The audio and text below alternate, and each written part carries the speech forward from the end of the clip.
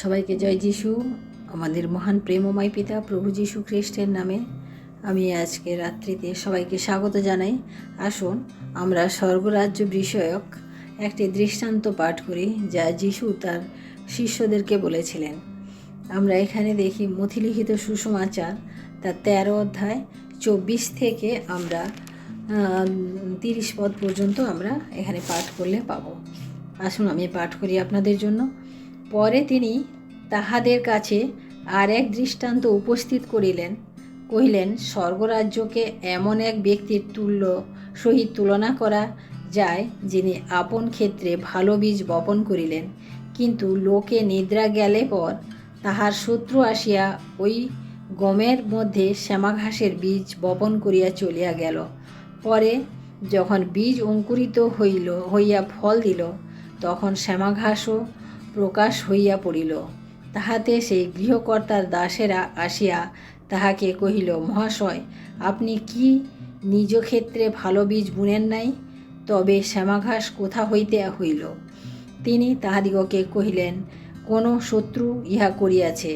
দাসেরা তাহাকে কহিল, তবে আপনি কি এমন ইচ্ছা করেন যে আমরা গিয়া তাহা সংগ্রহ করি?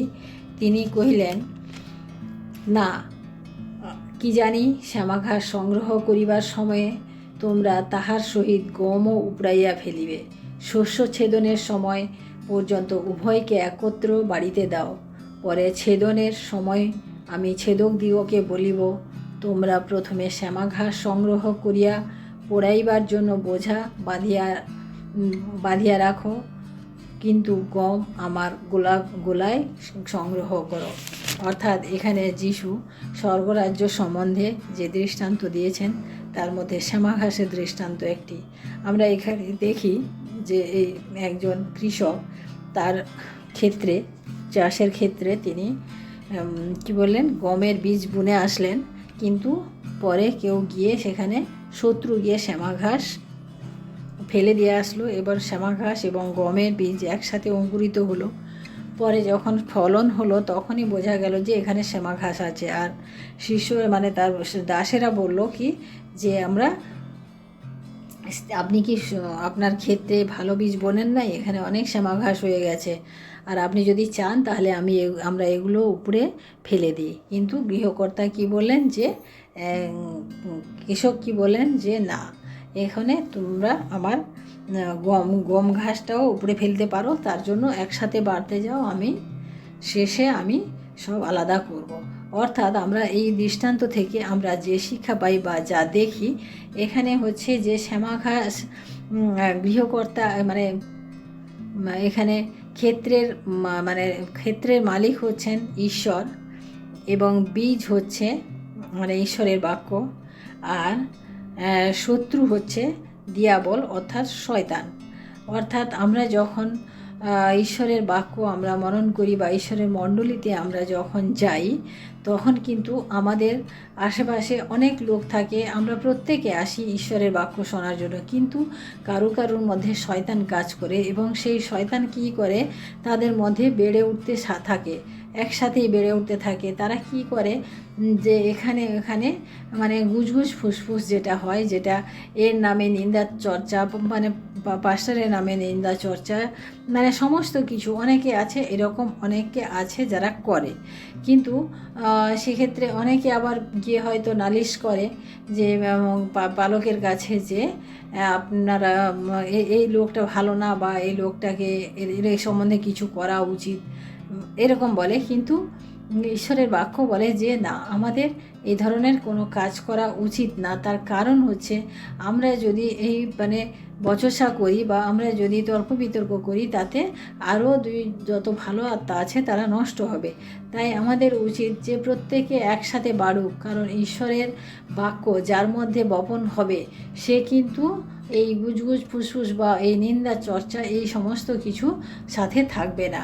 তাই আমরা পবিত্রজন যারা ঈশ্বরের বিশ্বাসী, যারা বিশ্বাস রূপে যিশুকে গ্রহণ করেছি, আমাদের উচিত যে আমাদের চারিপাশে অনেক খারাপ কিছু থাকবে, কিন্তু সেই সমস্ত কিছুতে ধ্যান দিয়ে আমার নিজের আত্মাকে, নিজের মধ্যে যে ভালো জিনিসটা রয়েছে সেটাকে আমরা যেন নষ্ট না করে ফেলি। আমরা অন্যেরটা দেখে যেন নিজেদেরকে নষ্ট না করি। অনেকে আছে আমরা অন্যের সমালোচনা করতে গিয়ে নিজের আত্মাকে আমরা নষ্ট করি, নিজের স্পিরিটটাকে আমরা নষ্ট করে ফেলি। তাই এ প্রভু বলছেন যে আমরা যারা স্বর্গরাজ্যের জন্য প্রস্তুত হচ্ছি, আমরা কিন্তু এদিক ওদিক যেন না তাকাই। আমাদের একমাত্র উদ্দেশ্য আমাদের ঈশ্বর প্রভু যিশু, আমাদের যে প্রভু যিশুর মধ্য দিয়ে আমাদের পিতার কাছে পৌঁছানো হচ্ছে আমাদের উদ্দেশ্য। পাশাপাশি অনেক সমাঘাস থাকবে, অনেক খারাপ লোক থাকবে, অনেক নিন্দা চর্চা করার মতো লোক পাওয়া যাবে, কিন্তু সবার দিকে আমাদের যেন ধ্যান আমরা না দিই। কারণ একদিন শেষ দিনে যখন আমাদের বিচার হবে, সেদিন কিন্তু আমাদের প্রত্যেককে আমাদের আলাদা আলাদা করে আমাদের নিজেদের কৈফিয়ত নিজেদেরকে দিতে হবে। এবার প্রত্যেকে আমাদের আলাদা আলাদা, আমরা অন্যের জন্য করতে পারিনি, অন্যের জন্য আমার এটা হয়নি, এইরকম কোনো প্রশ্নের উত্তর তিনি কিন্তু শুনবেন না। কারণ আমাদেরকে যা প্রশ্ন করা হবে তার উত্তর আমাদেরকে নিজেদেরকে দিতে হবে। আমরা পরিবারের জন্য আমরা আজকে বাইবেল পাঠ করতে পারলাম না, পরিবারের জন্য প্রার্থনা করতে পারলাম না, আমার ঘরে কাজের জন্য আমি আজকে ঈশ্বরকে সময় দিতে পারলাম না, প্রিয়, আমরা এরকম বলতে পারবো না। কারণ আমাদের প্রত্যেককে আলাদা হিসেব আমাদেরকে দিতে হবে। আর সেই দিন কি হবে, যেরকম মানে গমকে যেরকম গোলা ঘরে সঞ্চয় করা হবে, সেরকম শ্যামা ঘাসকে কী করা হবে, যে মাটি বেঁধে তাদেরকে পোড়ানোর জন্য রাখা হবে, অর্থাৎ অনন্ত অগ্নিতে তাদেরকে নিক্ষেপ করা হবে। তাই প্রিয় ভাই বোনেরা, আমরা যখন আমরা যিশুকে আমরা বিশ্বাস করেছি, যিশুর যে বীজ আমাদের মধ্যে বপন করা হয়েছে, ঈশ্বরের সত্য যারা আমরা জানি, আমরা আমাদের হৃদয়কে যেন অশুচি না করি, আমাদের হৃদয়কে যেন অপবিত্র না করি। কারণ চারিদিক থেকে অনেক কিছু আসবে, শয়তান চাইবে আপনার মধ্যে থেকে বাক্যকে বের করে শয়তানের বাক্যকে প্রবেশ করানোর অনেক চেষ্টা করবে। কিন্তু প্রিয় ভাই বোনেরা, আমরা আমাদের এক দৃষ্টি এক লক্ষ্য আমাদের প্রভু যিশুর দিকে হওয়া দরকার। কারণ তার যে বাক্য, তার যে সে বিনামূল্যে যে অনুগ্রহ তিনি আমাদিগকে দিয়েছেন, বিনামূল্যে যে প্রেম তিনি আমাদিগকে করেছেন, তা যেন আমরা না হারিয়ে ফেলি। কারণ শয়তান অনেক রকমভাবে আমাদের কাছে আসবে, অনেক রকমভাবে আমাদিগকে বোঝানোর চেষ্টা করবে। কারণ আমাদের জীবনে এমন পরিস্থিতি আসবে, এমন কঠিন সময় আসবে, যেই সময় হয়তো আমরা বলবো যে ঈশ্বর কোথায়, ঈশ্বর যদি থাকতো তাহলে আমার এরকম হতো না। কিন্তু প্রিয় ভাই বোনেরা, আমাদের জীবনে এই ধরনের কোনো না আসুক। কারণ ঈশ্বর আমাদের জন্য যা করেন মঙ্গল করেন, ভালোর জন্য করেন। কারণ সময়ের মধ্যে, সেই সময়ে হয়তো আমাদের মধ্যে মনে হবে যে আমরা খুব খারাপ পরিস্থিতির মধ্যে পড়ে গেছি বা খারাপ আছি, কিন্তু প্রিয় ভাই বোনেরা, ঈশ্বরকে ধন্যবাদ দিন, ঈশ্বরকে বিশ্বাস করুন। সেই খারাপ পরিস্থিতিতে আরও বেশি করে ঈশ্বরকে ডাকুন, বেশি করে ঈশ্বরের সাথে থাকুন। দেখবেন তারপরের যে সময়, সেটা পুরো অন্ধকার থেকে পুরো আলোতে আমরা প্রবেশ করব। তাই প্রিয় ভাই বোনেরা, আমরা আমাদের জীবনে আমাদের প্রভু যিশুকে আমাদের একমাত্র স্থান দিয়েছি, সেই স্থানে আমরা শয়তানকে কখনোই যেন প্রবেশ না করে। কারণ শ্যামা ঘাস আমাদের জীবনে, আমাদের পরিবারে অনেক নষ্ট করে, অনেক ক্ষতি করে। কিন্তু আমাদেরকে সতর্ক থাকতে হবে যাতে শ্যামা ঘাস আমাদের জীবনে না ঢুকে পড়ে। কারণ আমাদের প্রতিটি মণ্ডলীতে এখন যেরকম গম গাছ বাড়ছে, সেরকম শ্যামা ঘাসও বাড়ছে। কিন্তু ঈশ্বর যেদিন আসবেন, যেদিন মণ্ডলীকে তিনি তুলে নিয়ে যাবেন, সেদিন কিন্তু যারা শ্যামা ঘাস তারা কিন্তু ছাড়া পড়ে যাবে, যারা গম গাছ তারা কিন্তু ঈশ্বরের সাথে যাবে। কারণ ঈশ্বর তার জিনিস তিনি চেনেন, তার বীজ তিনি চেনেন, এবং তিনি সেইভাবে তিনি ফসল কাটবেন। তাই প্রিয় ভাই বোনেরা, আমরা যারা প্রভুকে বিশ্বাস করি, আমরা যারা বিশ্বাসে এগিয়ে চলতে থাকি, আমরা প্রত্যেকে আমরা ঈশ্বরের বাক্যকে মনন করি, ঈশ্বরের সাথে সময় কাটাই। আমাদের প্রতিদিনের জীবনে আমাদের একটা রুটিন হোক, আমরা যেন ঈশ্বরকে আমাদের জীবনের কিছুটা সময় আমরা যেন দিই। আমাদের প্রার্থনা, আমাদের বাইবেল পাঠ, আমাদের আমাদের এই প্রার্থনা গান, আমাদের সমস্ত কিছু ঈশ্বরের জন্য আমাদের হোক, কারণ 24 ঘন্টা তিনি আমাদেরকে দিয়েছেন।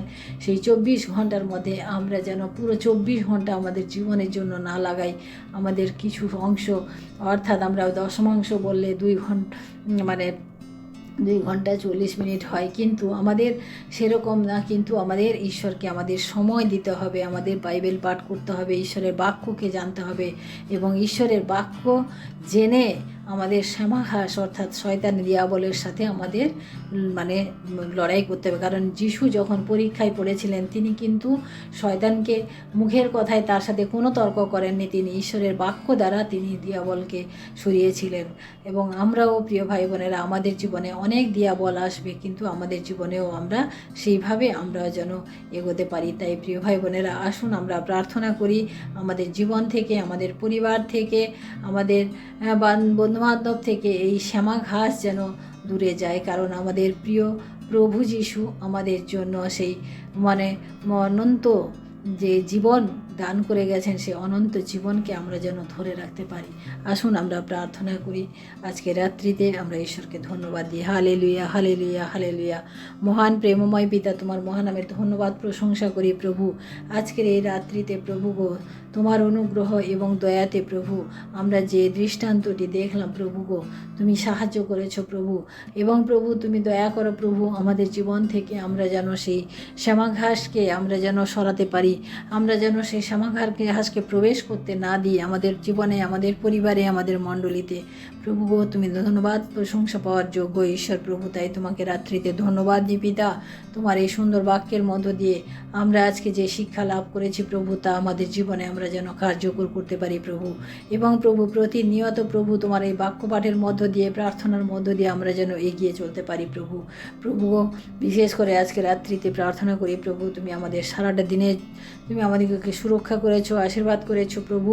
এবং এই সময় প্রভু বিশেষ করে তুমি তোমার বাক্য পাঠের জন্য তুমি আমাদের যে সময় মনোনীত করে দিয়েছিলে প্রভু, সেই সময় আমরা তোমার কাছে বসতে পেরেছি। এই সময় হয়তো অনেক মানুষ নানান রকম জাগতিক অভিলাষে ঘুরে বেড়াচ্ছে, কিন্তু প্রভু আমরা আজকে তোমার সামনে উপস্থিত প্রভু। তাই তোমায় ধন্যবাদ দিই পিতা। এইভাবে প্রভু তুমি আমাদেরকে আশীর্বাদ করো প্রভু। এইভাবে আমরা যেন যতদিন এই জগতে থাকবো প্রভু, তোমার সাথে যেন আমরা চলতে পারি, এবং তোমার বাক্য পাঠে, তোমার প্রার্থনায় আমরা যেন নিজেদেরকে মনোনিবেশ করতে পারি। তোমার ধন্যবাদ করি প্রভু যে সকল ভাই বোনেরা প্রভু আজকে আমার এই প্রার্থনা শুনছেন, প্রত্যেককে তুমি আশীর্বাদ করো, প্রত্যেকের জীবনে তুমি কাজ করো প্রভু, প্রত্যেকের পরিবারে তুমি কাজ করো, প্রত্যেকের জীবন থেকে তুমি শ্যামাঘাসকে তুলে ফেলো প্রভু। ধন্যবাদ করি প্রভু। সারাটি রাত্রির ভার তোমার হস্তে রাখি, আমাদের প্রত্যেককে আরেকটি বার তুমি দয়া করো, আশীর্বাদ করো। সমস্ত মহিমা গৌরব প্রশংসা তোমাকে দিয়ে এই বিনতি প্রার্থনা চাই আমাদের মহান প্রেমময় পিতা প্রভু যীশু খ্রিস্ট তোমারই নামে, আমেন। সবাইকে জয় যিশু। সবাই ভালো থাকবেন, সুস্থ থাকবেন। আজকে রাত্রি সবার শুভ হোক। জয় যিশু।